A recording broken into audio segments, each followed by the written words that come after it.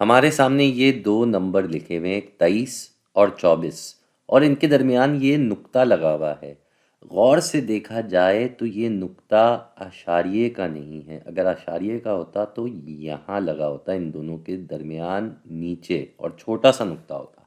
یہ نقطہ تھوڑا بڑا سا ہے، تو اس کا مطلب ہوتا ہے کہ ہم اس کو آپس میں ضرب کر رہے ہیں۔ اس کو ہم ایسے بھی لکھ سکتے تھے کہ ہم 23 کو 44 سے ضرب دے رہے ہیں، یا ہم ان کو ایسے لکھ سکتے تھے کہ ایک چیز جس کو ہم کہتے ہیں بریکٹ، یہ بریکٹ ہوتا ہے، اس کو ہم نے ایسے دونوں پہ لگا دیا، تو اس کا بھی مطلب یہ ہے کہ یہ دونوں نمبر آپس میں ضرب ہو رہے ہیں۔ تو وقت ضائع کیے بغیر ان کو اب ہم آپس میں ضرب کرتے ہیں۔ ہم نے 23 اوپر لکھ دیا اور 44 نیچے لکھ دیا۔ ہم چاہتے تو ہم 44 کو بھی ایسے اوپر لکھ دیتے اور 23 کو نیچے لکھ دیتے، تب بھی ہمارے پاس وہی جواب آتا۔ فرق صرف یہ ہوتا کہ پہلے ہمیں 3 سے 44 کو ضرب کرنا ہوتا، پھر 2 کو 44 سے ضرب کرنا ہوتا۔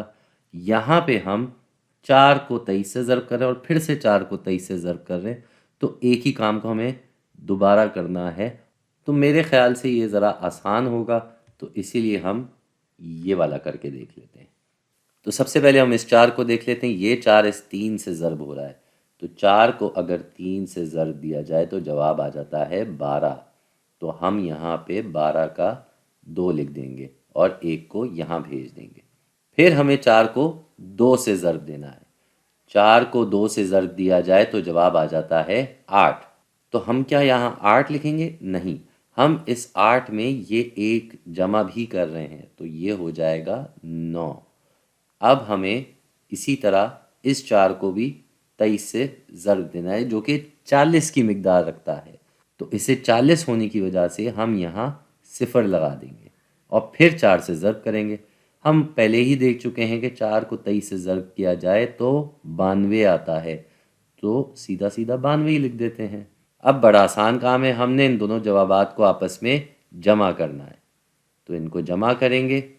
2 کو 0 سے جمع کریں تو آ جاتا ہے 2، پھر 9 کو 2 سے جمع کریں تو جواب آ جاتا ہے 11۔ تو 11 کا ہم نے 1 یہاں لکھ دیا اور 1 کو ہم نے ادھر بھیج دیا۔ یہ 9 اور یہ 1 جمع ہو کے ہو جائیں گے 10۔